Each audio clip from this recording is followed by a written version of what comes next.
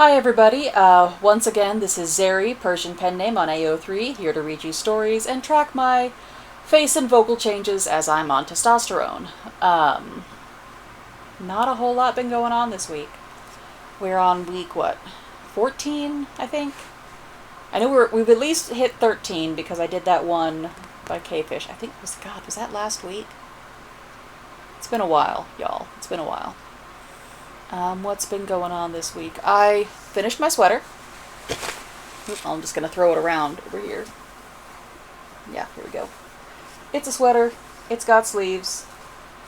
It's got a pocket. Really happy with how it turned out. It's March in Texas, so it's back up to 80 degrees now. I'm not wearing this thing until next year, but it's finished, and that ain't nothing. So, that's that. I gotta start adding pockets to more of my sweaters. I just wore it around at work because it was super cold in the building for some damn reason. And that was really nice. So, might do some more of that. I've got yarn for another sweater ready. A green one. I was gonna do with the mohair like I did with this one, but it's actually a little bit scratchier than I like. And the mohair itself it's not the yarn, it's me. So that's a thing. I don't know, I'll consider it. I'll swatch them both and rub them all over myself and see how I feel. Oh, life of a knitter is so glamorous. Let's see, what else has been going on? Oh, I'm trying to find a new job because I do not like the one that I have. It's not difficult. It's customer service, and just don't be a jerk, and help people out. It's not hard. It does depend on, you gotta be able to handle absolutely fucking unhinged people. But that's life. That's how that goes. But I tried, there was a place in town that was hiring that was between my current job and home. And, I'd seen the signs up, help wanted, apply within. And I was like, okay, well, maybe I'll go check that out, see how it do. Then I met somebody who works there who their gender and sexuality is not any business of mine. Their affect was more camp than I'm used to seeing in my part of Texas, which was, really fantastic. I like that.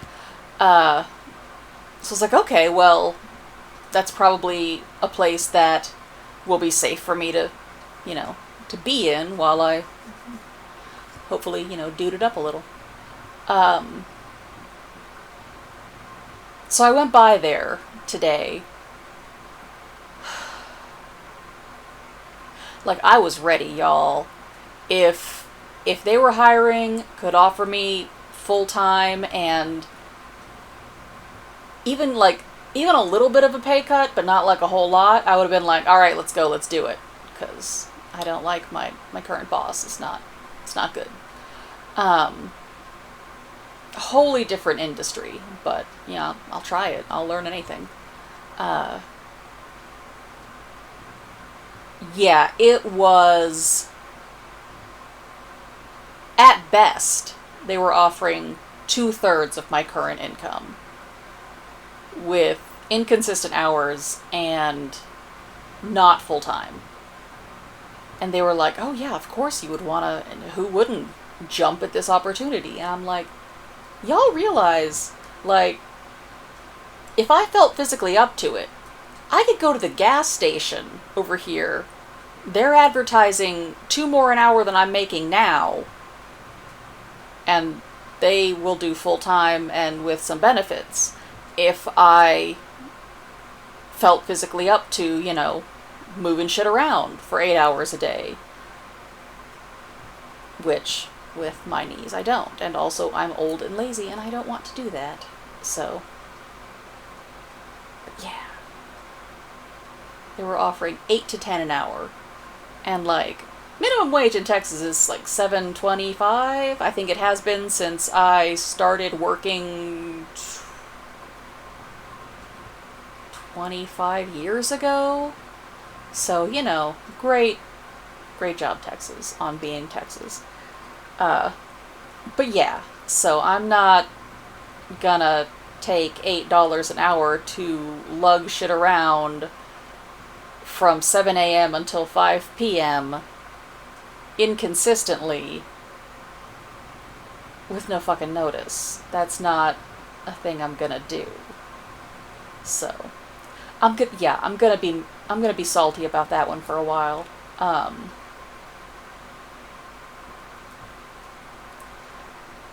Who do you expect to take that job? Like, if you have any kind of actual regular bills, you can't afford to. If you are, like, if you're just a young kid in school, you're not around during those hours. If you're a retiree who's independently wealthy, I guess, which, as it turns out, that's what the person who I saw who worked there is. He's an older person, like I said, fairly camp. He was going on. It was an auction house, is what I was looking at.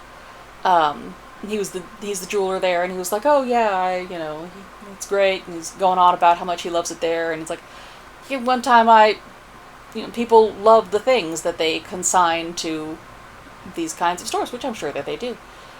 And he's talking about, yeah, I picked up this diamond ring that had a lot of sentimental value to the person who could no longer, keep it because she was in hospice. Because the price got, down to $1,000, and I was like, well, I'll just, I'll treat myself a little. I'm like, you got $1,000 to just drop on a diamond ring for giggles, then we are in vastly different circumstances, sir.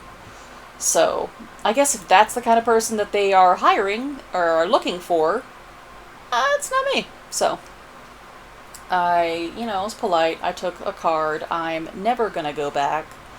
Well, I might, if they get like some crafting stuff.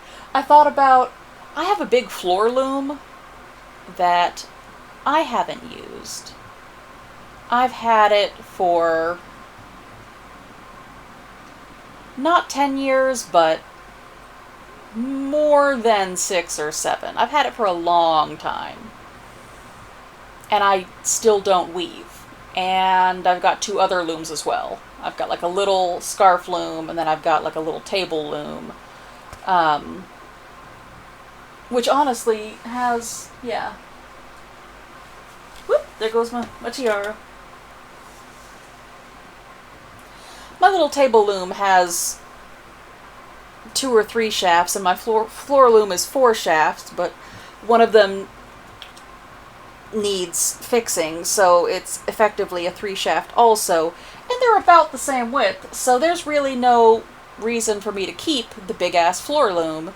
So I've been trying to find somewhere where somebody who will use it, will take it off my hands. So if you are on the very off chance that anybody who's in Texas and wants a floor loom is around, hit me up, get a bitch a loom. I got it on Craigslist a million years ago for like $50. So it's not like, yeah, I could sell it, probably, but why at that point? Just give it to somebody. But yeah, so that's what's been going on with my life. An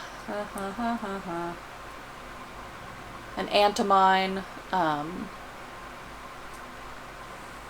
had some lace that she thought was a kind of lace that I make, because I make stuff just a lot. Was like, hey, I got this thing, it's damaged, do you want it? You can fix it, all of that kind of stuff. And I took a look at it, because, why not? It's not a kind that I do. It's a needle lace. I think it's a tape lace. I do mostly tatted lace, and I can identify bobbin lace mostly.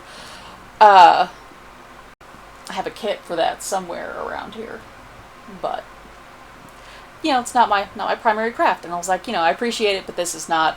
Like, I'll give it a shot.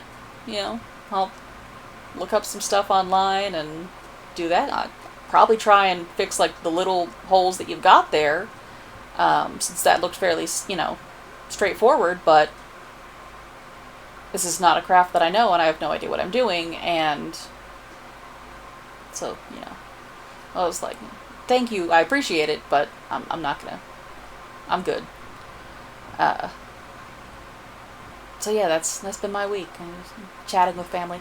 I'm trying to be better about talking with family, like on my end of things. My spouse is really good. He talks with his siblings, all the time on the phone, and of course we live with his mom. He's close with like cousins, and well, he's not close. He keeps in touch with cousins and such. He's closer than I am with any of them, definitely. I don't know how to do that. Like, I don't know what normal people talk about in their day-to-day lives. Like, I don't. Yeah, I'm just like, yeah, tell me about your kids. That's great. I'm down with that.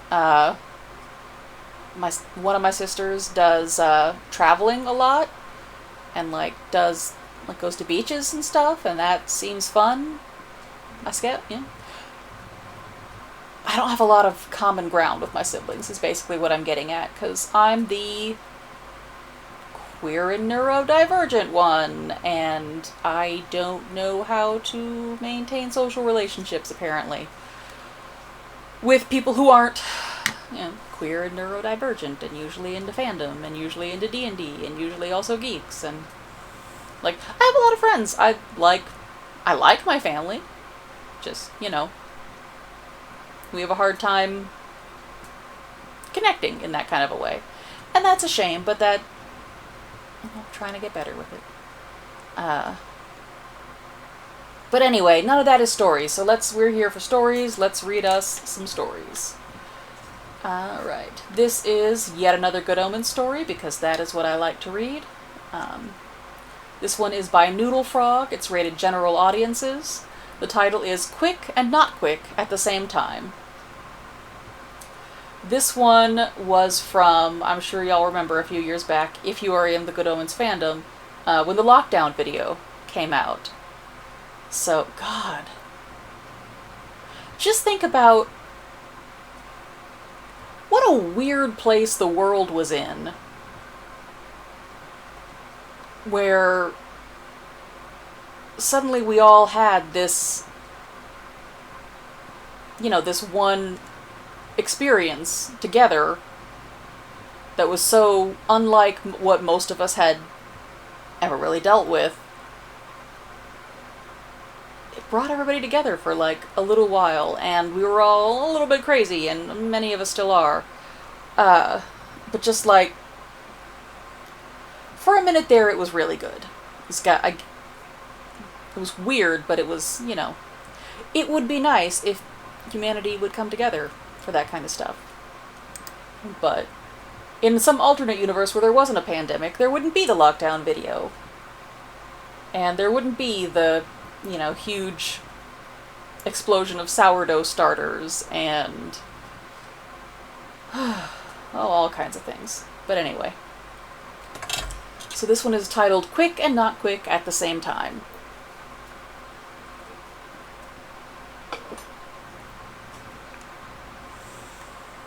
It's by Noodlefrog.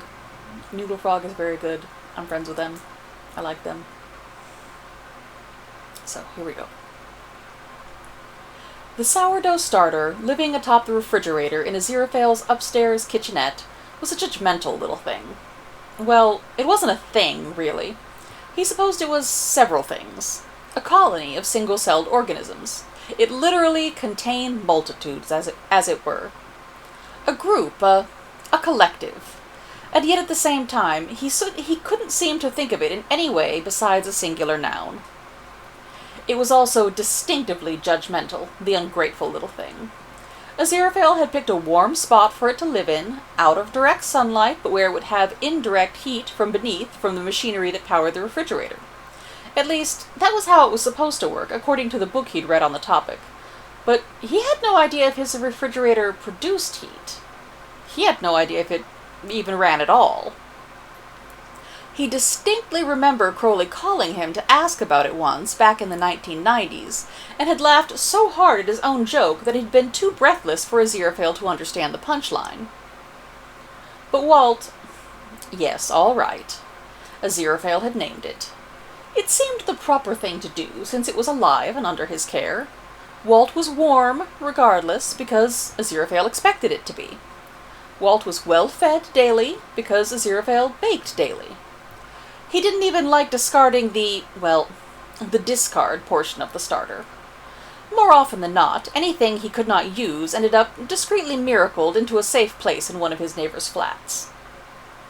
The humans who were on the receiving end of these surreptitious gifts did not seem overly disturbed by the miraculous appearance of angelically manifesting yeasts in their kitchen. It was, after all, lockdown for the humans as well. And if a person did not already have a sourdough starter in the works, it wasn't terribly surprising to have one foisted upon them. They rationalized the inexplicable presence of the starter by remembering the awful way all the days blended together, of the foggy nature of the human memory during periods of stress, and came away thinking the whole making and then forgetting a sourdough starter thing didn't even warrant a mention on the odd list of things to happen in 2020. The point was, Walt was well provided for, and its progeny was well provided for, and so long as it was in the care of an angel, it had more or less been granted immortality, and would live as long as there were things like flour and water to be had on the planet that its angel had already had a hand in saving once. Yes, that was a terribly good point. If the war had gone on as intended, there would be no one left to bake any bread, and so no sourdough starters would be made and tended. Yeast was another thing that was saved when Armageddon had been averted, and Walt should be appreciative of that. Instead, the bubbling little ingrate was judgmental. It sat atop its perch in the refrigerator, surveying the kitchenette with the smug sort of superiority only a leavening agent could sustain. "Well," said Aziraphale, pointing a finger at the starter, "you have absolutely no room to talk. You're a colony, aren't you? It means you're never alone." The starter, predictably, did not answer him. It was busy self-replicating in its jar, and also being unable to communicate or even perceive its surroundings in any meaningful capacity, because it was yeast, and that's what yeast do, the bastards. Aziraphale was doing what angels did in times of emotional turmoil. Well, he was doing what one particular earthbound angel tended to do. He couldn't imagine Michael pouring Kahlua into her cocoa and moping, but Aziraphale had always been the most adaptive of his co-workers. His former co-workers. Aziraphale was also just tipsy enough to argue with his sourdough starter. This was not a wholly unexpected behavior on Aziraphale's part. He liked arguing when he was at this stage of intoxication. It was just... well, normally the company was able to argue back. It was not also wholly unexpected behavior in this time of history. If Aziraphale were to ask any of his neighbors, from a socially appropriate distance away, of course, if they had found themselves arguing with inanimate or non-sentient objects, many of them would have told him, yeah. Some of his neighbors may have even confided in him that they felt like they were losing their grip on reality, because they had begun to ascribe ulterior motivations to their sourdough starters. He hadn't asked any of them, of course. It wasn't that he was uninterested in conversation, it was just... well, it wasn't the same. He took interaction where he could get it, if a person happened to be close by, but he didn't break quarantine to seek it out. He was rather embarrassed to admit it, but he'd talked the ears off of those young burglars before sending them off. Unfortunately, none of them had read enough Keats to have much of an opinion of him, but that was to be expected. Human lifespans were so short, and the world moved so fast these days. It was unsurprising that people found themselves unable to slow down and contemplate, to take time for themselves to learn and discover. It made it a bit tricky to relate to them, though, sometimes.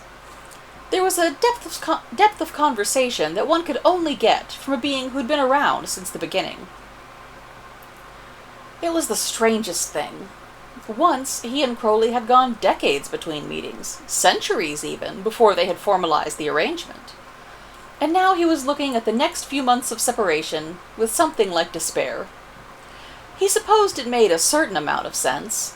He'd been used to loneliness before. It had been his default state. When one is granted a reprieve from thousands of years of solitude, nearly 6 months of daily walks in the park, of late nights in the bookshop back room, lunches that lingered, and surprise visits in the morning, and is abruptly made to be alone again, it feels a bit like being buried.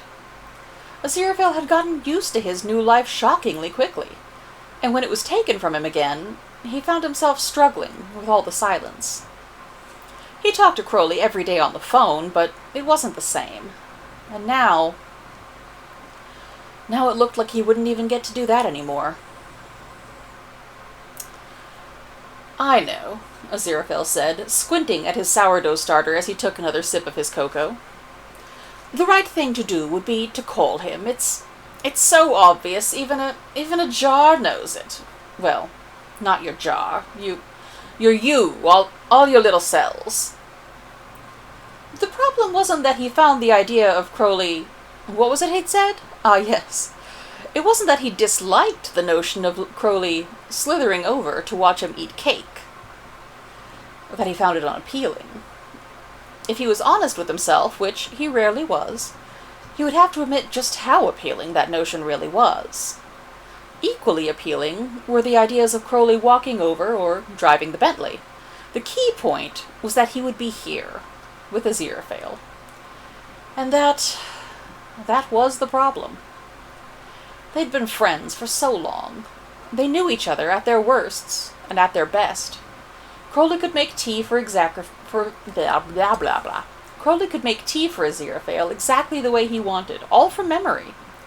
Aziraphale could see a stranger on the street in some ridiculous new fashion, and tell on instinct if he would be seeing Crowley wearing it within the next few months.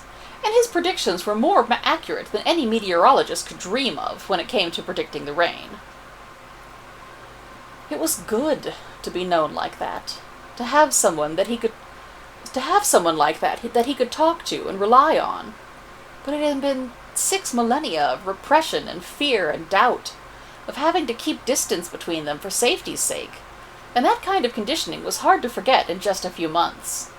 He hadn't heard from his former side since the end of days had become their new beginning, and yet he expected every day to turn around and see them waiting just outside his shop. Aziraphale wasn't sure why he imagined the archangels maintaining proper social distancing in his anxiety daydreams. They wouldn't, he knew. Those were rules for humans, and they had all shown themselves quite happy to disregard humanity in favor of petty retribution. It was just... well, that was the done thing, wasn't it? Following the rules. That's what they'd always told him. That's what they'd instilled in him. It was hard to imagine them failing to follow their own example, despite the fact that he'd been shown proof that the rules they'd made Aziraphale adhere to had clearly been intended as one way. That was why, he supposed, he was in lockdown at all. Yes, he was setting a good example to the humans. Yes, he enjoyed the time to sit and read without interruption. More than anything, though, it was that living without rules was terrifying, beautiful, and thrilling, but also terrifying. And the first time he'd been shown a new rule to follow, he had fallen in line immediately. It was pathetic, really. Not unexpected, but definitely worth the sense of judgment he was getting from his sourdough starter about it. After all, Wald knew well that Aziraphale was capable of nurturing a growing thing if he chose. He had just made the wrong choice. Out of fear, out of habit he wished he could break. But it was still the wrong choice. Just one more of many.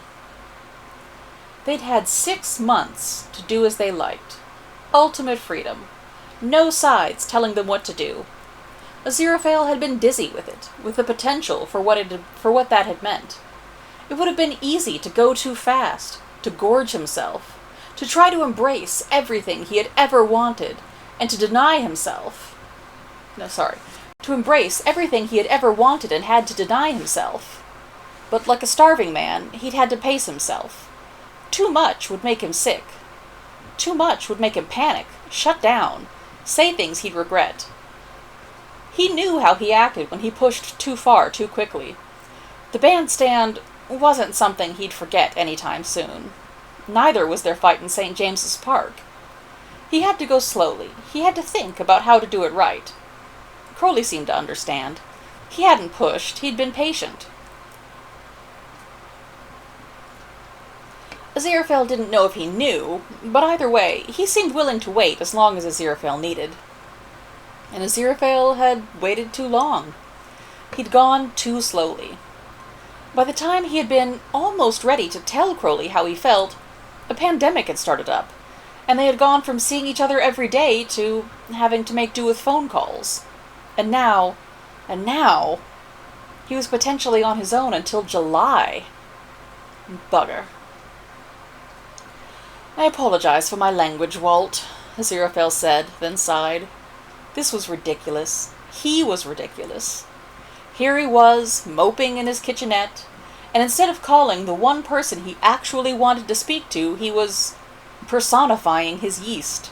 His bacteria? Was yeast considered a kind of bacteria? Crowley would know. It was fast, this thing he wanted.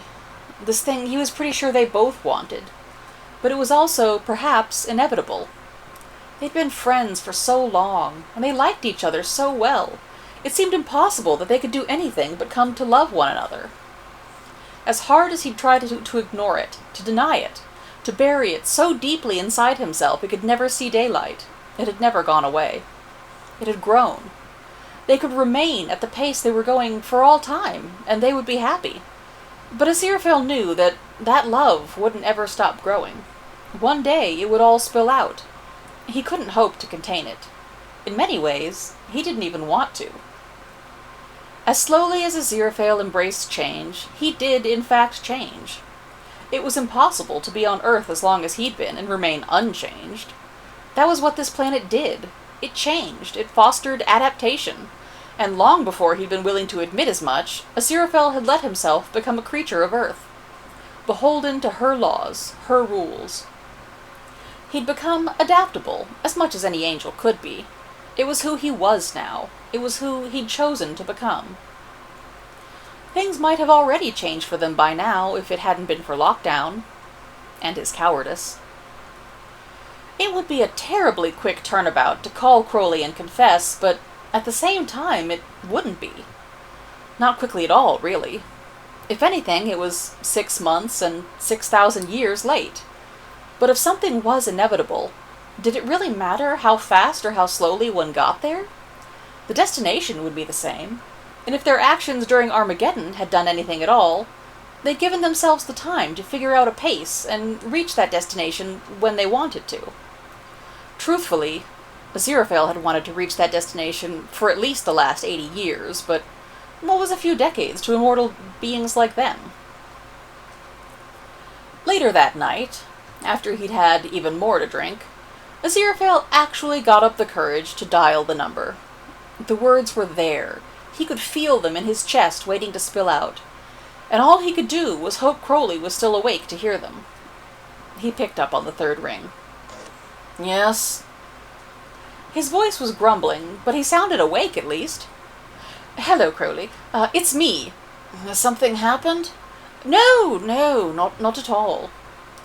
You called me 9 hours ago. That's why I ask, Crowley drawled. Bored already? Need me to tempt some humans to break into your shop again? That won't be necessary. Aziraphale cleared his throat, adjusted his waistcoat even though no one was around to see it. I wanted to ask. The words had been right there, It had been a struggle not to say them to the empty bookshop while the line had been ringing, but now that he had Crowley's voice on the other end, he couldn't say them. It was as if they'd evaporated. He needed to say something, though. Instead of confessing his immortal, undying affection, Aziraphale asked, "Is yeast a kind of bacteria?" "How the heavens should I know? You're the one in a literal bookshop." "Well, you knew about the dolphins," he stammered. "I thought you might, I don't know, have an idea." Crowley gave a put-upon sigh, and the line was silent for a moment. When next he spoke, his voice was nasal, and flavored with notes of David Attenborough. "Yeast are eukaryotic, single-celled microorganisms, classified as members of the fungus kingdom." It was hard to parse all of those words at the moment, with his anxiety and the Kahlua conspiring against him. He had enough wherewithal to be surprised by the end of the sentence, at least. "Fungus? Really?" "Yep. Like mushrooms. And mold." What was it? A eukaryotic organism. What is that?"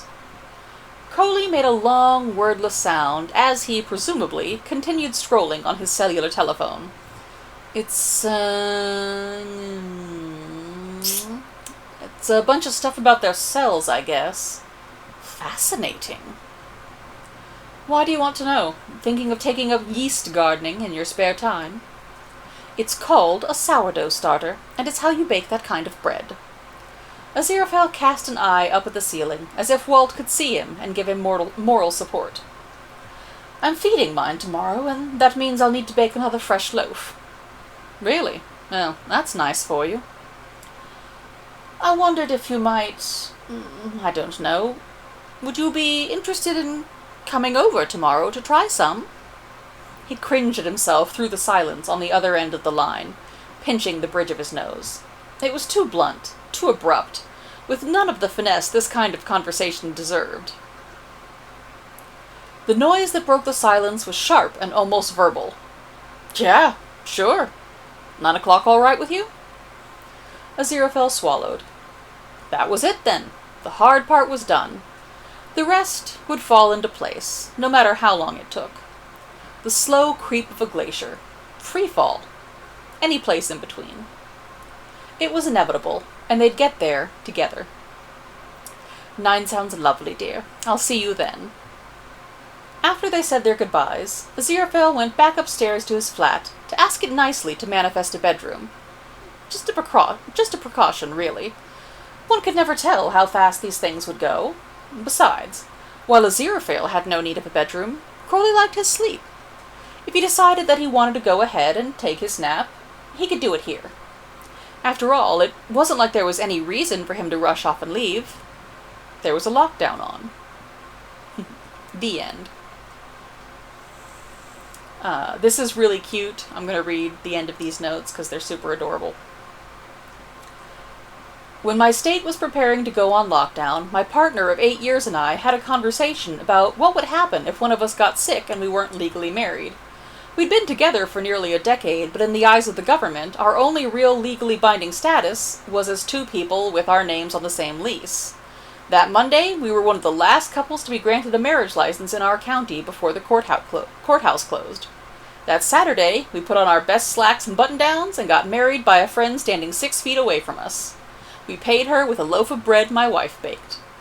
To my darling wife, if you read this, thank you for not making another sourdough starter during quarantine. The last one was such a little brat, always dripping on the counter. We're better off without that kind of attitude during our quarantine." Super adorable. I love it. Kudos. Oh good, I already left them there. But yeah, so that's the story. It's by Noodlefrog. It's super adorable and I like it.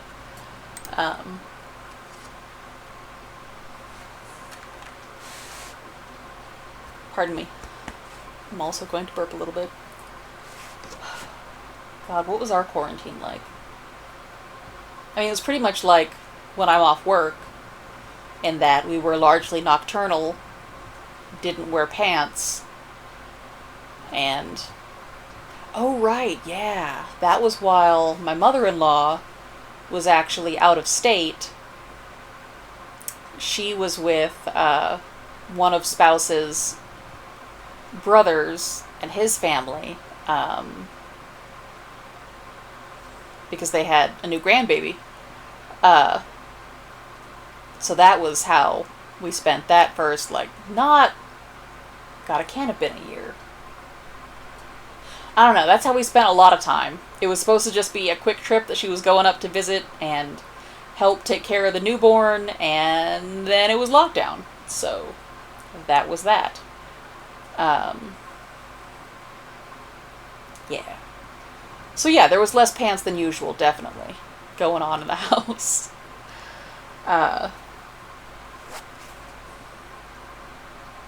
yeah, I can't think of anything else that's been going on this week. I mean, we've been chasing some cows.